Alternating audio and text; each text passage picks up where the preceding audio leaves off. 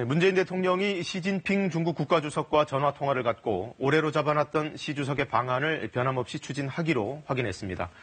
두 정상은 양국 기업인들의 경제 교류를 더 적극적으로 보장해주는 방안도 논의했습니다. 보도에 홍성희 기자입니다. 코로나19 사태 이후 두 번째로 이뤄진 한중 정상통화. 어제 오후 9시부터 34분간 이어진 통화에서 두 정상은 코로나19 상황이 안정돼 여건이 갖춰지는 대로 시 주석의 방안이 성사되도록 협의하기로 했습니다. 시 주석의 상반기 방안이 사실상 어렵다고 보고 시기를 조정하기로 한 겁니다. 시 주석은 올해 한 방안에 대한 굳은 의지는 변하지 않았다고 했고 문 대통령은 한중 관계에서 시 주석의 방안은 무엇보다 중요하다고 답했다고 청와대는 밝혔습니다. 사드 배치로 촉발된 양국 갈등을 완전히 해소하기 위해 시 주석의 방안이 필요하다는 데 공감대를 이룬 것으로 보입니다. 두 정상은 양국 간 코로나19 방역 협력이 효과적으로 이루어지고 있다는 데도 의견을 같이 했습니다.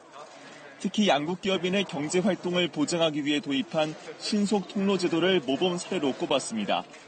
지난 1일부터 시행된 신속 통로제는 출국 전후 코로나19 검사에서 음성 판정을 받으면 중국 내 의무 격리를 면제해주는 제도입니다. 청와대는 이 제도로 우리 기업 직원 200여 명이 중국 현지에서 근무 중이라고 설명했습니다. 문 대통령은 신속 통로제의 적용 대상과 지역이 확대되길 바란다고 했습니다. 시 주석은 좋은 이웃은 금으로도 바꾸지 않는다며 지난 3년간 양국 관계가 발전한 만큼 소통과 협력을 강화하자고 했습니다.